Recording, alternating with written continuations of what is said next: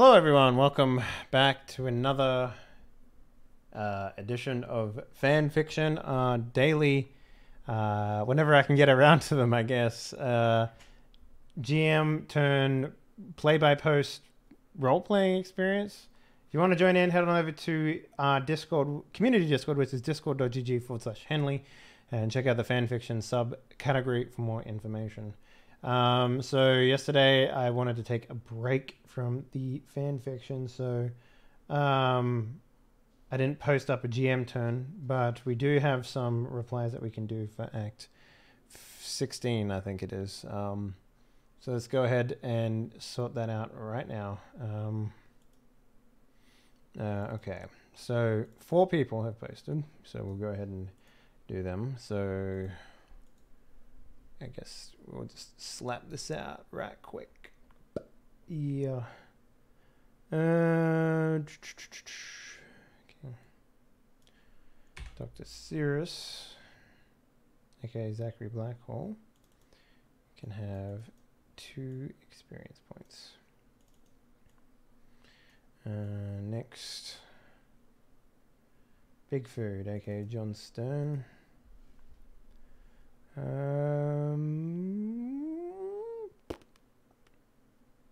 11 experience. Okay.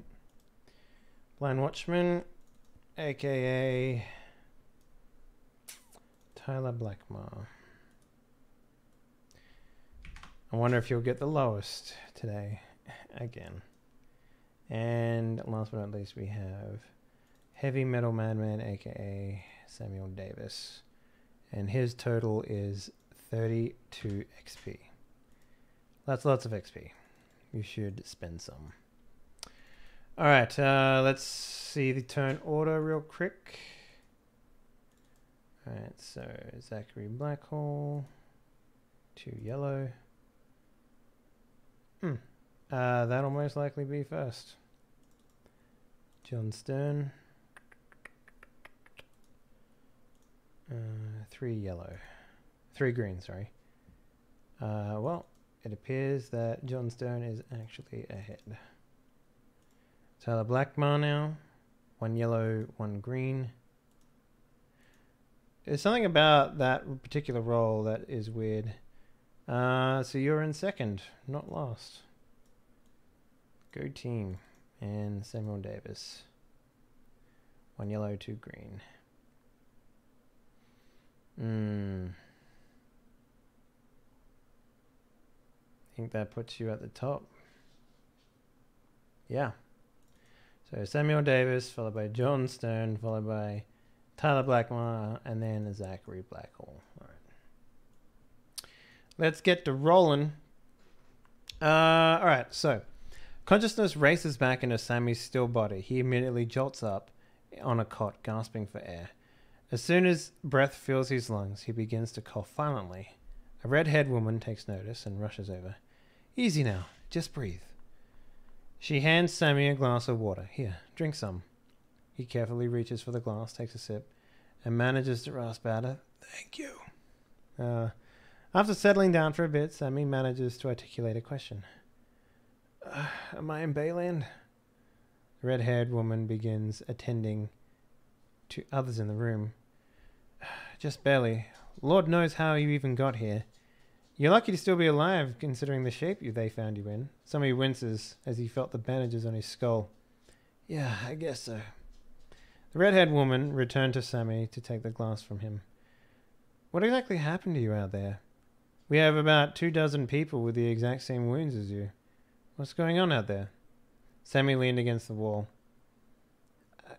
I don't know. 1 second I'm 40 miles south of Balin. The next I'm at the city limits. The woman kneels down and looks him in the eye. So you don't remember what happened to you? Sammy diverts his gaze. No, sorry, lady.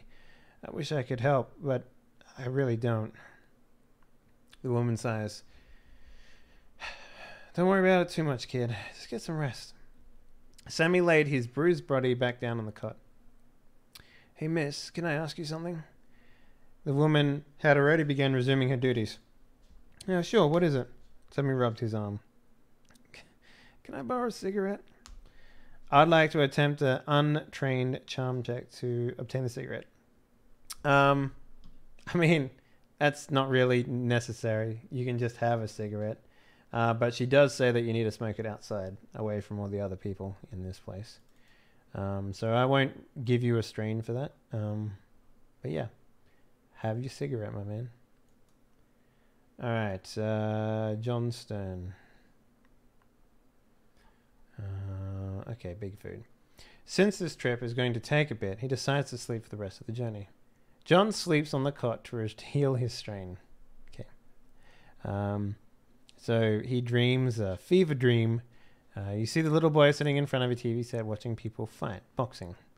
There are two men just punching each other in the face. One man in black shorts just stops moving mid-fight, standing, and he just starts to take hit after hit. The crowd was quiet, just watching, and the referee is sitting there. But these hits were so magnetizing, every shot mangled the man's face more and more until an audio pop sound is made, and the opponent's head is blown off, with bits going everywhere. Okay. Then everyone reacts with cheers and applause, but not John. He was quiet, still thinking to himself. Not fair. This is not fair. He screams over and over the cheers. This isn't fair. Everyone, just like the man in black shorts, with their heads blown off. Okay. The boxers in the ring weren't people, but instead large humanoid puppets. And from the TV escapes a man wearing a suit and a tiger mask that says, "John, you don't know the meaning of fair. You're just another puppet." Then John stops motionless, and the man rips John's head off. Okay. And then pulls his own head off and places it where John's headless body is. The record scratch is heard, and John, wearing the tiger mask, says, "That should fix you up real good." Dream sequence over. Then John wakes up in the medical tent wearing his tiger mask and smiles. If you let me do this, and if not, just say he wakes up in the truck, reaches Berlin. No, that's fine. You can do that. Maybe you weren't as healed as you thought you were, Mr. John Stern. So we will remove your strain. And for kicks, we'll remove 2 of your wounds as well. Why not? I've punished you enough. So, nice. Good stuff. Tyler Blackmar. Let's take a look at yours. Alright. Oh man, I got a sneeze coming on. Don't you hate that shit? Alright. As Tyler and Olga walk over to the high school, or wherever the FBI chick is, Tyler says, "You should probably head back to the temporary arrangements and sleep. You're dead. You're dead on your feet. Don't know when you'll rest and don't know when you'll rest if this falls through." "Oh, I'm fine," Olga replies, which is why she's replied. Olga replied, "Why is she being stubborn? She will pass out if she overexerts herself." Okay, Tyler and Olga then walk into the building. Tyler asks to be led to Agent Mira. After being led to her, he sees the people with the same cuts, markings on them. He sees everyone, I guess, with bandages on their head and maybe a few people being inspected. It's like, the fuck is there a cult? The fuck? Is there a cult? Tyler clears his throat. "Are you Agent Mira?" Agent Mira turns around and says, "I am. Who are you?" My name is Agent Blackmar. No, my name is Tyler Blackmar. Before the shit hits the fans and covers the walls, I was an officer in a little town near Wendigo. I was wondering if something I could do to help out around here. I'd like to find something to do and use my charm if necessary. Also, Tyler would have showed her his badge and ID. Okay. Sure. All right.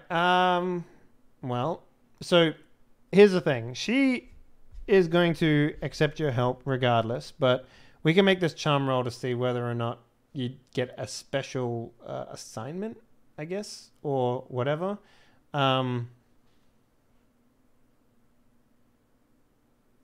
the only way that I can think of doing something like this. Let's see. All right. So we'll make it... Are you trying to charm her? All right. Discipline.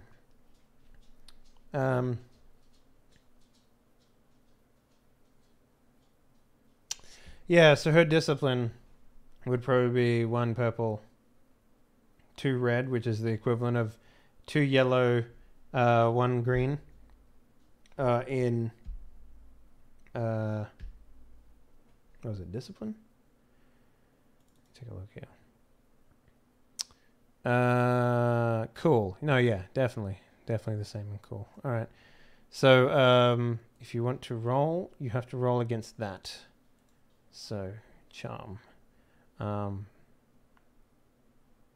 what you wanted to do, right? Charm. Yes, charm. You got 2 green in charm. Threat. So she like takes a cursory glance at your badge and just waves you off. I'm gonna give you 2 strain for that. And she says, "Listen, there's already a sergeant here in Bayland. If you wanna help out, go see him. He'll tell you what they've already been assigned to do, and you can just fall in line, I guess."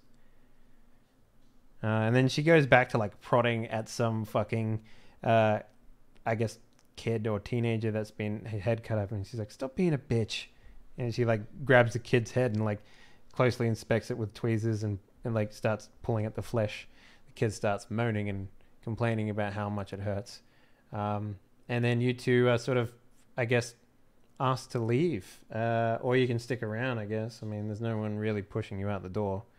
But yeah, if you wanted to, there's a sergeant, and you find out that his name is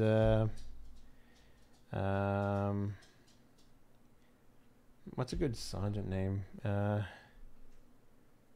Sergeant Pillar. Sergeant Pillar. There we go. That's what we'll do. Sergeant Pillar.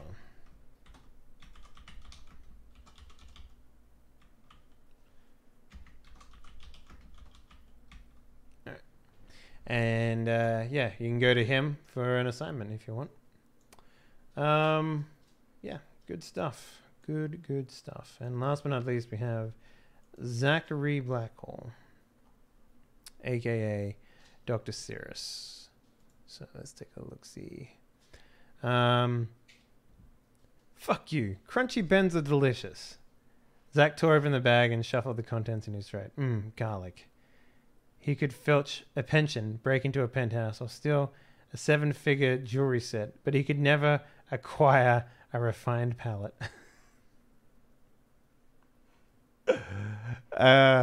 Okay. He followed her into the bar. "Zach, I swear to God," Rose warned.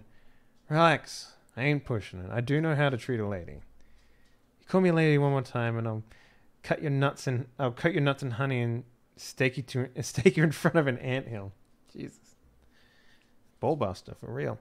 The place was packed wall to wall with drunks, old salts, a generous sum of what looked like armored militia and a tavern's usual regulars.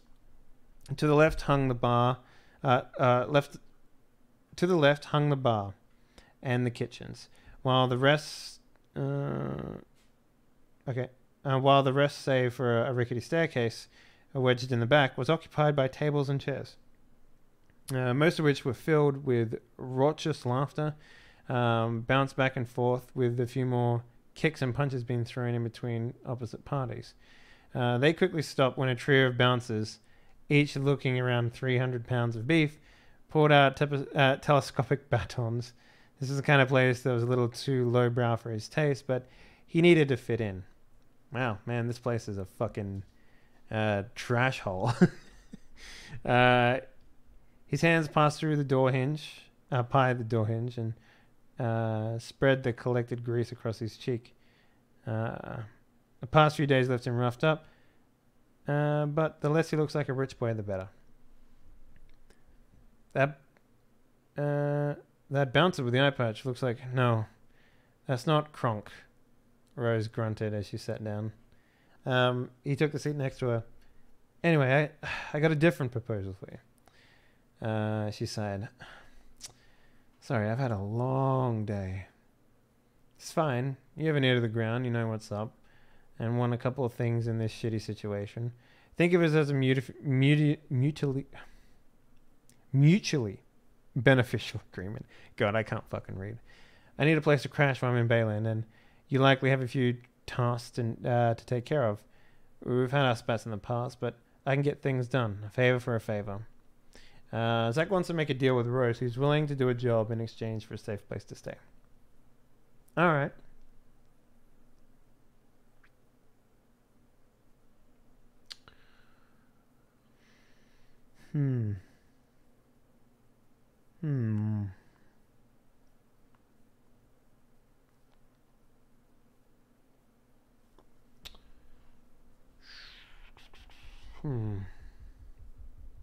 What would she want in this situation?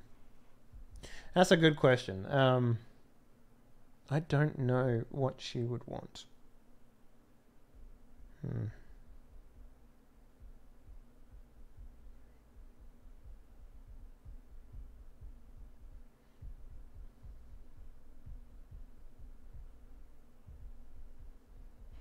Okay.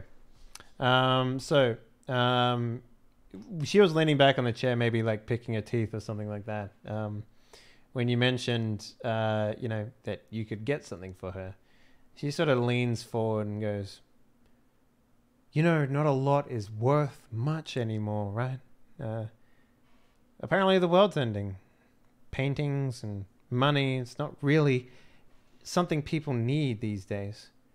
But I tell you what we do need. I tell you what people are willing to pay generously. And when I mean that, I mean supplies and things that we actually need to live through this. Information.